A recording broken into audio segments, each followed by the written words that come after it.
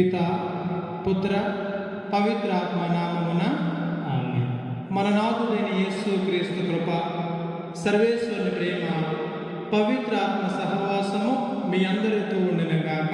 మీ ఆత్మతో ఉండునుగాక.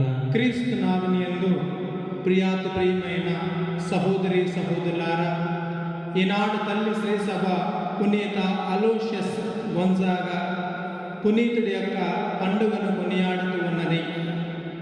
ఈ యొక్క పండుగ ద్వారా మనందరము కూడా నేర్చుకోవలసిన గొప్ప సందేశాన్ని అలోషియస్ గొంజాగా అందిస్తూ ఉన్నారు. ఆయన రాజకుమారుడైనప్పుడు కూడా, రాజు కావలసినప్పుడు కూడా ఆ రాజ్యాన్ని రాజుగా ఉండి ఆ రాజ కిరీటాన్ని విడనాడి ఎంతోమందికి సహాయం చేస్తూ, మరీ ముఖ్యంగా ఆపదలో ఉన్న వారిని ఆదుకుంటూ, అనారోగ్యానికి గురైన వారందరినీ కూడా చేరదీసి ఆరోగ్యాన్ని అందించాడు. ఈనాడు మనందరము కూడా ఈ కరోనా వైరస్ చేత బాధపడుతూ ఉన్నాము.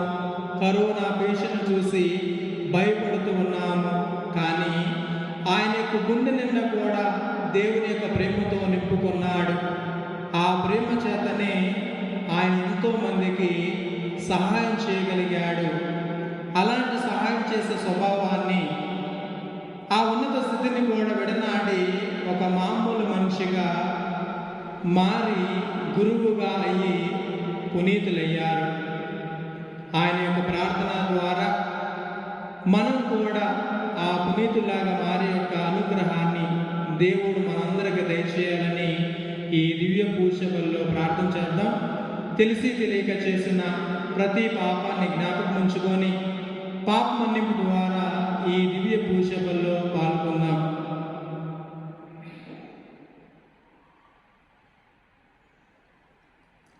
సర్వశక్తి గల సర్వేశ్వరుని చెంతను, సహోదరి సహోదరుల మీ చెంతను నా పాపను కొనుచున్నాను. ఏలైనా తలంపు చేతను, వాక్కు చేతను, క్రియల చేతను, అశుద్ధ చేతను బహు పాపం చేస్తుంది. ఇది నా తప్పు, ఇది నా తప్పు. సకల దూతలను, పునీతులను, సహోదరి సహోదరులారా, మిమ్మును నా కొరకు మన ప్రభువైన సర్వేశ్వరుని ప్రార్థింపవలనని బ్రతిమాలుకొనుచున్నాను. సర్వశక్తి గల సర్వేశ్వరుడు మనకు దయచూపి మన పాపములను మన్నించి మన నిత్య జీవనకు చేర్చునుగాక. ఆమేన్. ప్రభువా దయచూపుము, ప్రభువా దయచూపుము. క్రీస్తువా దయచూపుము, క్రీస్తువా దయచూపుము. ప్రభువా దయచూపుము. ప్రభువా దయచూపుము. ప్రార్థించుదము. స్వర్గపు ఈవులను ప్రసాదించు ఓ సర్వేశ్వర, నీవు పునీత అలోషియస్ గొంజాగా జీవితములో నిష్కపటత్వమును, ప్రాయశ్చిత్త మనస్తత్వమును అద్భుత రీతిగా ఏకము చేసితివి. మేము అతని వలె నిష్కపటముగా పుణ్య జీవితము జీవితముగాక. అతని విజ్ఞాపన ప్రార్థనా సహాయమున అతని ప్రాయశ్చిత్త విధానమును అనుసరింపగల వరమును మాకు కూడా దయచేయము. నీతోను పవిత్రాత్మతో కలిసి యుగయుగములో జీవించు పాలించు మా నాథును మీ ప్రియకుమారుడైన యేసు క్రీస్తు ద్వారా ఈ మనవి చేయుచున్నాము. ఆమేన్. మొదటి పట్టణము ఆదికాండము 12వ అధ్యాయము 1వ వచనం నుంచి 9వ వచనం వరకు. దేవుడు అబ్రహాముతో ఇప్పుడు చెప్పాను, నీ దేశమును, నీ చుట్టుపక్కలను, నీ పుట్టినింటిని వదిలి నేను చూపు దేశంలోకి వెళ్ళాను. నేను నిన్ను ఒక మహాజాతిగా తీర్చిదిద్దును, నిన్ను ఆశీర్వదించును. జనులు ఆశీర్వచనం పలుకున్నప్పుడు వాడుకున్నంతగా నీ పేరు దేశ దేశమును వ్యాపింప చేయును. నిన్ను దీవించువారిని దీవించును, నిన్ను శపించువారిని శపించును. నీ ద్వారా నేను సమస్త జాతులను దీవించును. దేవుడు చెప్పిన రీతిగా అబ్రహాము బయలుదేరాడు. లోతు అతని వెంట వెళ్ళాను. హరానును వదిలినప్పుడు అబ్రహాము వయసు 70 ఏళ్ళు. భార్య సారాయితో, సోదరుని కుమారుడు లోతుతో, గడించిన ఆస్తిపాస్తులతో, హారానులో చేర్చుకున్న సేవకులతో అబ్రహాము కానానుకు పయనమై వెళ్ళాను. వారందరూ కానాను దేశము చేరేది. అబ్రహాము ప్రయాణం చేయుచు శెకెము పుణ్యక్షేత్రము చేరి మోరే వద్దనున్న సింధూర వృక్షము కడకు వచ్చెను. ఆ కాలమున ఆ దేశంలో కానానీయులు నివసించుండిరి. అక్కడ దేవుడు అబ్రహామునకు కనబడెను. ఈ దేశము నీ సంతతికి అప్పగించుచున్నాను అని చెప్పాను. అబ్రహాము తనకు కనబడిన దేవునకు అక్కడ పూజాపీఠమును నిర్మించెను. అతడు అక్కడి నుండి బయలుదేరి బేతేలునకు తూర్పుగా ఉన్న కొండనేలకు వెళ్ళెను. పడమట ఉన్న బేతేలునకు తూర్పునున్న హాయికిని నడుమున గుడారంలో ఎత్తెను. అక్కడ పూజాపీఠం నిర్మించిన దేవుని ఆరాధించెను. తర్వాత అక్కడక్కడ విడుదల చేయుచు అబ్రహాము నేగేబు చేరాడు. ఇది ఏలినవారి వాక్కు. సర్వేశ్వరుడు. భక్తి కీర్తన. అందరూ ప్రభు తన వారినిగా ఎన్నుకొనిన ప్రజలు భాగ్యవంతులు. ప్రభువుని దేవునిగా గడిచిన జాతి ధన్యమైనది. అతడు తన వారినిగా ఎన్నుకున్న ప్రజలు భాగ్యవంతులు. ప్రభువు ఆకాశం నుండి క్రిందకు పారజూచును, నరులందరినీ పరిశీలించి చూచును. అందరూ ప్రభువు తన వారినిగా ఎన్నుకున్న ప్రజలు భాగ్యవంతులు. ప్రభువు మాత్రము తనకు భయపడే వారిని, తన కరుణను నమ్ముకున్న వారిని ఆదరణతో చూచును. వారిని మరణం నుండి రక్షించును. కరువు కాలము వారి అసువులను కాపాడును. అందరూ ప్రభువు తన వారినిగా ఎన్నుకున్న ప్రజలు భాగ్యవంతులు. మేము ప్రభువును నమ్మితిమి, అతడు మాకు సాయం చేయును. అందరూ ప్రభువు తన వారినిగా ఎన్నుకున్న ప్రజలు భాగ్యవంతులు. ప్రభు మేము నిన్ను విశ్వసించినట్లే నీ కరుణయు మమ్ము ఆవరించి ఉండునుగాక. మీ ఆత్మతో ఉండునుగాక. పునీత మత్తయి గారు రాసిన సువిశేషముల భాగము. ప్రభువా మీకు మహిమ కలుగునుగాక. మత్తయి సువార్త 22వ అధ్యాయము 34వ వచనం నుంచి 40వ వచనం వరకు. మత్తయి సువార్త 22వ అధ్యాయము 34వ వచనం నుంచి 40వ వచనం వరకు. యేసు సద్దుకేయుల నోరు మూయించెనని పరిసయ్యులు విని అచ్చటికి కూడి వచ్చిరి.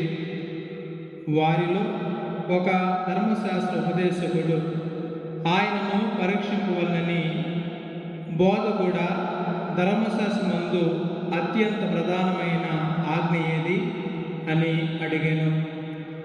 అందుకు యేసు ప్రత్యుత్తరముగా, నీ దేవుడైన ప్రభువును నీవు పూర్ణ హృదయముతోనూ, పూర్ణ ఆత్మతోనూ, పూర్ణ మనసుతోనూ ప్రేమింపవలెను. ఇది ముఖ్యమైన మొదటి ఆజ్ఞ.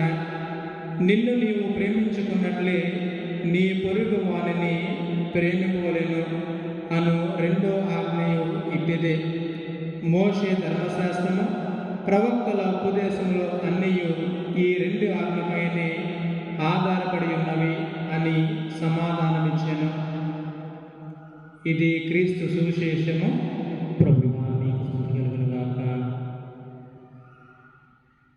క్రీస్తు నామమునందు ప్రియమైన సహోదరి సహోదరులారా, ఈనాడు ప్రత్యేకముగా పునీత అలోషియస్ గొన్జాగా ఈ పండుగను జరుపుకుంటున్నటువంటి ప్రతి ఒక్కరిని కూడా ఆ దేవాది దేవుడు దీవించాలని ప్రార్థన చేద్దాం. మరీ ముఖ్యంగా ఈ అలోషియస్ గొన్జా గారు ఆయన 1568వ సంవత్సరంలో జన్మించి ఉన్నారు. ఆయన 1591వ సంవత్సరము జూన్ నెల 21వ తారీఖున మరణించి ఉన్నారు. వీరు తండ్రి ఇటలీ దేశంలో రాజుగా పనిచేస్తున్నప్పుడు ఈయన కూడా ఆ రాజ్యంలో జరుగుతున్నటువంటి యుద్ధాలకు వెళ్ళేవారు. ఆ యుద్ధాలను చూసి ఆ యుద్ధాల్లో వాడే అవన్నీ వెపన్లన్నీ చూసినప్పుడు వాటిపైన ఈయనకెంతో మెక్కువ కలిగి ఉన్నది. కానీ తర్వాత ఈయన మనిషి యొక్క ప్రవర్తన తెలుసుకోవడానికి తన యొక్క జీవితంలో మంచి చెడును అలవాటు చేసుకోవటం కోసము ఒక ప్రాంతానికి పంపించినప్పుడు ఆ రాజ్యంలో జరిగే అన్యాయాలను, అక్రమాలను, వ్యభిచార వ్యవస్థను చూసినప్పుడు మనసు చలించిపోయి, జీవితం అంటే ఇదేనా, జీవితంలో దీన్ని మాత్రమే నేను నేర్చుకుంటానికి ఉన్నానా అనే ఆలోచన కలిగినప్పుడు అక్కడ దగ్గరలో ఉన్న ఒక దేవాలయానికి వెళ్ళి ప్రార్థన చేస్తున్నారు. నా జీవితానికి మార్పు రావాలి, నా జీవితంలో దేవుడు ఉండాలి అనే ఒక ఆలోచన వచ్చినప్పుడు వారి తండ్రికి విన్నవించినప్పుడు వారి తండ్రి ఒప్పుకోలేదు. అయినప్పటికీ ఆయన ప్రార్థన చేసుకుంటూనే ఉన్నారు. ఆయన ప్రార్థన చేసుకుంటూ ఆయన అన్నట్లుగానే మరలా ఆ ఇటలీ దేశానికి వెళ్ళి వారి యొక్క తండ్రి యొక్క అనుమతి మేరకు క్రీస్తు సభ అనే ఆ సభలో ఆయన గురువుగా తరబీదు పొందడానికి వెళ్ళారు.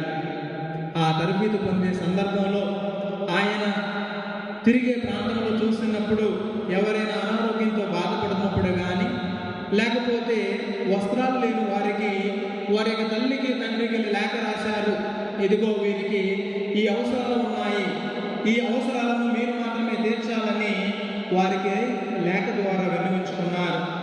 తర్వాత గురువుగా అయిన తర్వాత ఆయన ఎంతోమందికి, మరీ ముఖ్యంగా ఇటలీ దేశంలో ప్లేగ్ అనే వ్యాధి వచ్చినప్పుడు చాలామంది మరణించినప్పుడు ఆయన తీసుకున్న నిర్ణయాన్ని ఆయన యొక్క జీవితాన్ని మార్చేసింది. అది ఏమి నిర్ణయం అంటే, ఇదిగో వీరు అనారోగ్యంతో బాధపడుతూ ఉన్నారు, వ్యాధులతో బాధపడుతూ ఉన్నారు, వీరికి నేను సహాయం చేయాలి, వీరికి నేను తోడుగా ఉండాలి అని వారందరినీ కూడా వైద్యశాలలో సాయం చేస్తూ వారికి ఆ ట్రీట్మెంట్ అందించడానికి ఎంతగానో సహాయపడ్డారు. అలా అందిస్తూ ఉన్నప్పుడు ఆ వంట వ్యాధి పునీత అలోషియస్ గుంజా గారు కూడా వచ్చి మరణించి ఉన్నారు. వీరు వారి యొక్క జీవితంలో తీసుకున్నటువంటి నిర్ణయము ఎంతో గొప్పది. ప్రియమైన సహోదరి సహోదరులారా, ఈనాడు మనందరము కూడా తెలుసుకోవలసిన గొప్ప సత్యం ఇది. ఆయన అంటూ ఉన్న మాట ఇది: it is better to be the child of God than a king of the whole world. Once again I repeat, it is better to be the child of God than king of the whole world. ఇది దేవుని యొక్క మాటగా ఉంటే ఎంతో ధన్యమైనది. ఈ యొక్క ప్రపంచంలో రాజుగా ఉండే కన్నా, ఎందుకనంటే ఆ రాజుగా ఉండే దానికన్నా గొప్పదైనది దేవుని యొక్క కుమారుడుగా ఉండటము, దేవుని యొక్క కుమార్తెగా ఉండటం అనేది ఎంతో గొప్పదని ఈ పునీతుల ద్వారా తెలుసుకుంటూ ఉన్నాము.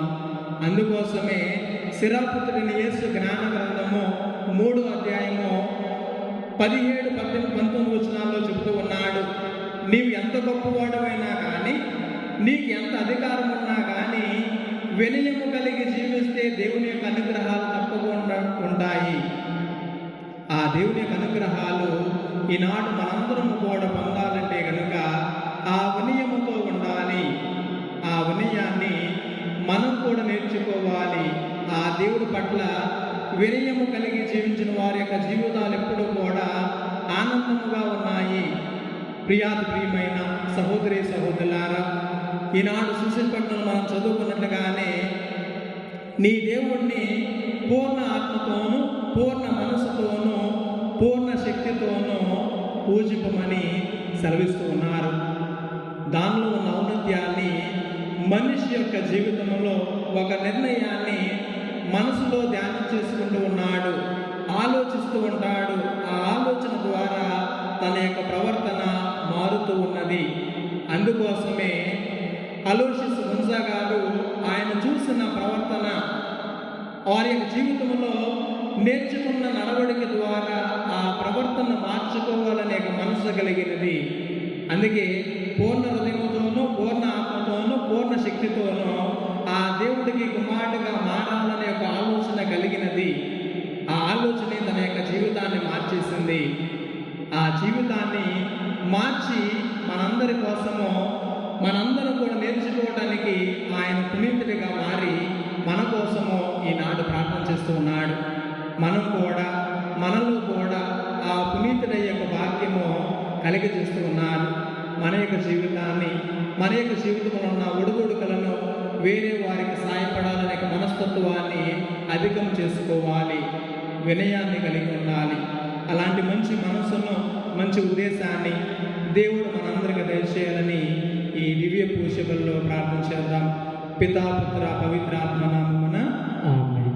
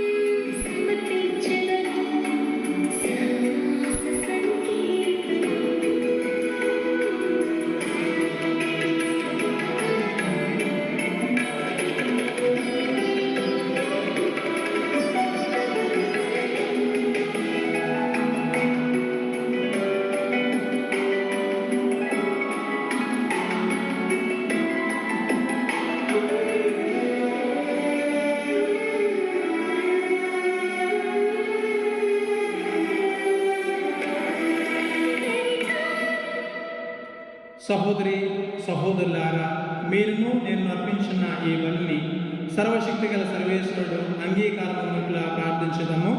ప్రభువు నా స్త్రీ మహిమ కొరకును, మన ప్రయోజనం కొరకును, తన పవిత్ర శ్రీ ప్రయోజనం కొరకును ఈ కర్మ ద్వారా ఈ బలిని స్వీకరించుగాక. ఓ ప్రభువా, పునీత అలోషియస్ ఆదర్శమును అనుసరించి మేము వివాహపు వస్త్రమును ధరించి స్వర్గపు విందులో పాల్గొన్నట్లు కృప చూపుము. ఈ పరమ రహస్యమందు మేము పాల్గొనట ద్వారా నీ అనుగ్రహ సంపదను కలిగి ఉండుముగాక. మా ప్రభు అయిన క్రీస్తు ద్వారా ఈ మనవి చేయుచున్నాము. ఆమేన్. ప్రభు మీతో ఉండునుగాక. మీ ఆత్మతో ఉండునుగాక. మీ మనస్సులను ఉన్నతమునకు త్రిప్పుము. ప్రభు వైపు త్రిప్పి ఉన్నాము. మన దేవుడైన ప్రభువున కృతజ్ఞత తెలుపుదము. కృతజ్ఞత తెలుపుటకు న్యాయము. ప్రభు అయిన దేవ, పావన పిత, సర్వశక్తిగల నిత్య సర్వేశ్వర, మేము ఎల్లప్పుడూ ఎచ్చుటను నీ కృతజ్ఞత వందనములు మా ప్రభు అయిన క్రీస్తు ద్వారా చెల్లించుట యుక్తము, న్యాయము, ధర్మము, రక్షణదాయకము. ఏలైనా నీవు నీ పునీతుల అద్వితీయమైన విశ్వాసము, పవిత్రమైన సాక్ష్యము ద్వారా శ్రీసభను నిరతము ఒక నూతన శక్తితో ఫలప్రదముగా కావించున్నావు. ఈ విధముగా మా మీద నీకు గల ప్రేమను స్పష్టమైన సంకేతమును దయచేస్తున్నావు. నీ రక్షణ పరమ రహస్యములను పరిపూర్తి అగునట్లు వారి మహా ఆదర్శము మాకు ధైర్యమును వసగుచున్నది. భక్తివంతమైన వారి ప్రార్థనలు మా చేతల యందు సహాయపడుచున్నవి.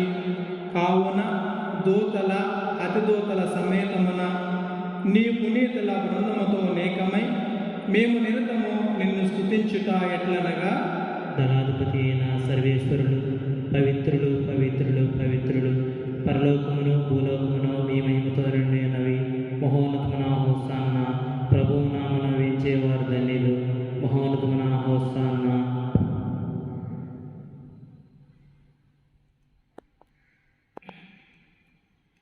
ఓ ప్రభువా, నీవు నిక్కముగా పవిత్రుడవు, సర్వ పవిత్రతకు ఓటయు నీవే. కనుక నీ పవిత్ర ఆత్మ ద్వారా ఈ కానుకలను పరిశుద్ధపరచా ప్రతిమాలుచున్నాను. ఈ విధమున ఇవి మా కొరకు మా ప్రభు అయిన యేసు క్రీస్తు శరీర రక్తములో అగునుగాక. అతడు శిలువ శ్రమకు తన తాను ఇష్టపూర్తిగా అప్పగించుకున్నప్పుడు అప్పమునందుకొని కృతజ్ఞతావందనము చెప్పి త్రుంచి శిష్యులకిచ్చుచు ఇట్లనెను, మీరందరూ దీనిని తీసుకొని భుజింపుము. ఏలైనా ఇది మీ కొరకు అప్పగింపబడనున్న నా శరీరము.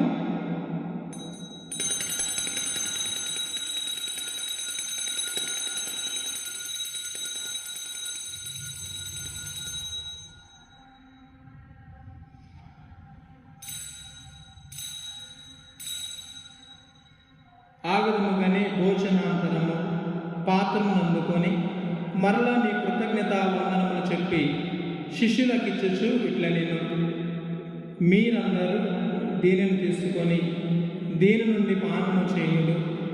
ఏలైనా ఇది నూతన నిత్య నిబంధన యొక్క నా రక్తపు పాత్రము. ఇది మీ కొరకును అనేకుల కొరకును పాప పరిహారముకై ధారపోయబడును. దీనిని నా జ్ఞాపకార్థము చేయుడు.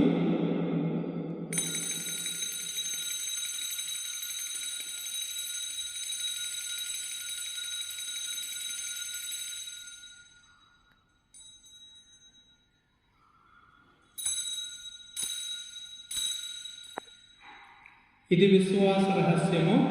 ప్రభువా, మేము మీ మరణం ప్రకటించడము, మీ ఉత్థానాన్ని చాటడము, మీరు మరణ వచ్చే వరకు వేచి ఉందము.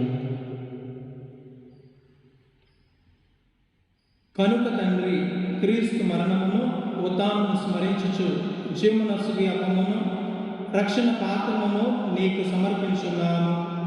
నీ సముఖము నిలిచి నీకు పరిచయం చేయటకు మమ్ము పాత్రలుగా చేసినందుకు నీకు వందనములు తెలుపుచున్నాము. క్రీస్తు శరీరమునందు పాలువారు మమ్ము పవిత్ర ఆత్మ ద్వారా ఐక్యపరచుమని బ్రతిమాలుచున్నాము. ఓ ప్రభువా, ప్రపంచమంతటా వ్యాపించి ఉన్న నీ శ్రీ సభను జ్ఞాపకముంచుకును. మా ఫ్రాన్సిస్ జగత్ గురువును, మా చేరావు పీఠాధిపతిని, గురువులందరితో పాటు మమ్మను నీ ప్రేమ యందు పరిపూర్ణను చేయము. ఉత్థానముకు నమ్మికతో చనిపోయిన మా సహోదరి సహోదరులను, నీ కనికరమును చనిపోయిన వారందరినీ జ్ఞాపకం ఉంచుకును.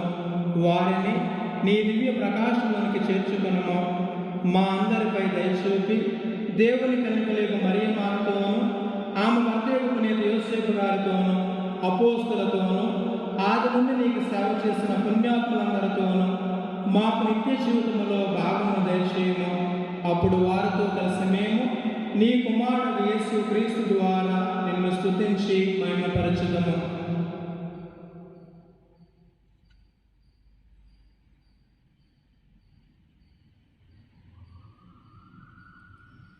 క్రీస్తు ద్వారా, క్రీస్తుతో, క్రీస్తునందు సర్వశక్తిగల ప్రజైన సర్వేశ్వర, పవిత్ర ఆత్మతో ఏకమైన నీకు యుగయుగములో గౌరవ మహిమలు కలుగునుగాక. ఆమేన్. మన రక్షకుడిచ్చిన పరమోపదేశం అనుసరించి ప్రార్థింప సాహసింతుము. పరలోకమందున్న మా యొక్క తండ్రి, మీ నామం పూజింపబడుగాక, మీ రాజ్యం వచ్చునుగాక, మీ చిత్తము పరలోకమందు నెరవేరినట్లు భూలోకమందు నెరవేరునుగాక. నానాటికి కావలసిన మా అన్నము మాకు నేటికి అనుగ్రహించండి. మా యొద్ద అప్పుపడిన వారిని మేము మన్నించినట్లు మా అప్పులను మీరు మన్నించండి. మమ్ము శోధన యందు ప్రవేశింపనివ్వక కీడు నుండి మమ్మ రక్షించండి. ప్రభువా, అన్ని కీడులను మమ్మ రక్షింపుము. మా ఈ రోజుల్లో మాకు శాంతిని ప్రసాదింపుము. నీ దయానుగ్రహం వలన పాపము నుండి మమ్మ విముక్తులను చేసి అన్ని కలతల నుండి సర్వదా కాపాడము. మేము మోక్షాందమును మా రక్షకుడైన యేసు క్రీస్తు ఆగమను నిరీక్షించుందము. ఏలైనా నిరంతరము మీదే రాజ్యము, మీదే అధికారము, మీదే మహిమ. శాంతిని మీకు అనుగ్రహించున్నాను, నా శాంతిని మీకు ఇచ్చున్నాను అని అపోస్తలుతో వచించిన ప్రభువైన యేసువా, మా పాపము లెక్కింపగా నీ శ్రీసభ విశ్వాసమును వీక్షింపుము. నీ చిత్త ప్రకారము నీ సభకు శాంతిని, ఐక్యమును అనుగ్రహింపుము. యుగయుగములో జీవించు పరిపాలించు ప్రభువా.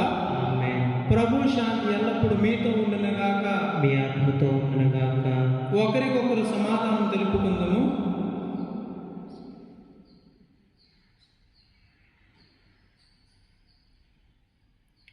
సర్వేశ్వరుని పిల్ల, లోకమైక పాపం భరించి ప్రభువా, మాకు దయచూపుము. సర్వేశ్వరుని గొర్రెపిల్ల లోకం యొక్క పాపను భరించు ప్రభువా మాకు దయచూపుము. సర్వేశ్వరుని గొర్రెపిల్ల లోకం యొక్క పాపను భరించు ప్రభువా మాకు శాంతిని దయచేయము.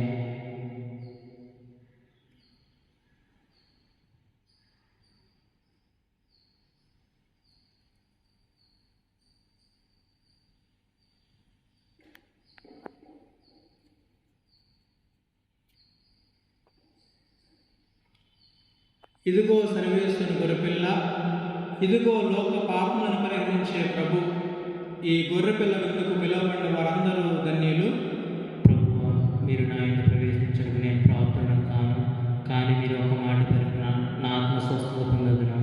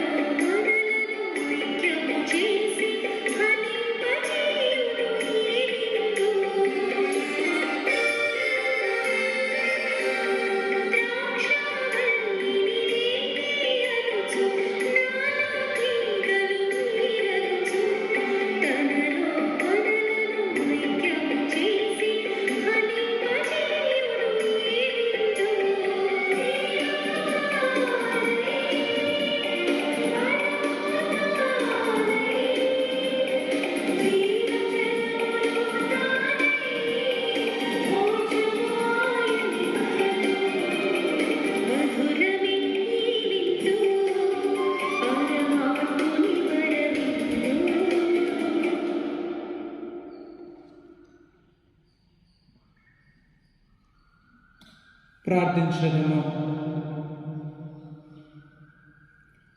ఓ ప్రభువా, ఇప్పుడు నీవు మమ్ములను దేవదూతల ఆహారముతో పోషించితివి. కావున విశుద్ధ మనసులతో నిన్ను సేవించు భాగ్యమును మాకు దయచేయము. మేము ఈరోజు గణపరుచున్న పునీత అలోషియస్ ఆదర్శమును చేకొని నీ ఎడల కృతజ్ఞత కలిగి జీవించినట్లు కృపచూపుము. మా ప్రభు అయిన క్రీస్తు ద్వారా ఈ మనవి చేయుచున్నాము. ఆమేన్. ప్రభు మీతో ఉండునుగాక. మీ ఆత్మతో ఉండునుగాక. సర్వశక్తిగల సర్వేశ్వరుడు పిత, పుత్ర, పవిత్ర ఆత్మ మిమ్ము దీవించి కాపాడునుగాక. ఆమేన్. పూజ సమాప్తమైనది. సమాధానం వెళ్ళి క్రీస్తు ప్రేమలో సేవలో జీవించండి. సర్వేశ్వరుడి వందనములు.